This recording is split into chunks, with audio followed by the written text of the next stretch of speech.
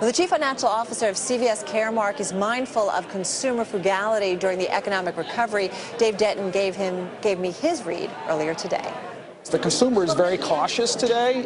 She's very mindful of the dollars that she's spending within kind of across kind of all outlets at the moment. But having said that, our sales productivity in our stores have been quite productive. I think what we're seeing today is the consumer is shopping much more on promotion today than they ever did. While we're not promoting more, the consumer are seeking out those value alternatives much more aggressively than they have in the past, which is actually great news for our private label business. Our private label products are very high quality.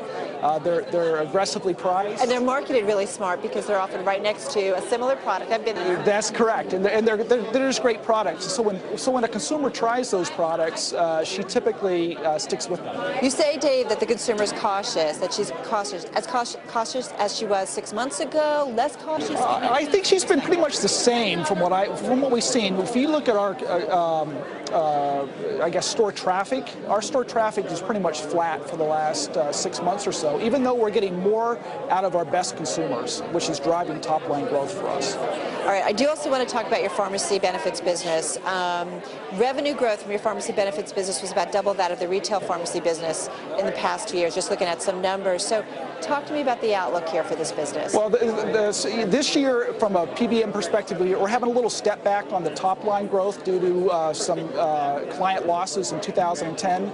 But the great news about our company is 2011, from a top line perspective, is going to be quite productive. How productive? We've just announced an agreement with Aetna as a large relationship. That's going to drive over $8.3 billion in top line growth in that business. Furthermore, we've been out selling our products and services through Caremark. We've got another $1.1 billion on top of that that will be available to us next year. So can you give me some numbers? Because I think about sales were down 8.5% in the third quarter. They expect them to decline about 9.5% this quarter. So if you're optimistic, Dave, can you put some numbers on it for next year? Yeah, next year we'll grow the Caremark business by about 20% top line. That is dramatic. So, and again, a lot of that's driven by our unique relationship with Aetna Healthcare. All right. I've got to ask you about the legal woes, because that's definitely an overhang on the stock at this point. You've got the FTC, you've got more than 24 states looking into your business practices at this point. I mean, that impacts the bottom line because of the legal costs also. I mean, when do you get through this? Well, you know, we've been engaged with the FTC for some period of time. They've been looking at our business practices. We're fully cooperating with that investigation. We have a very productive relationship with the FTC. But, and I think if you go through our products and services, we feel very strong about the outcome of this.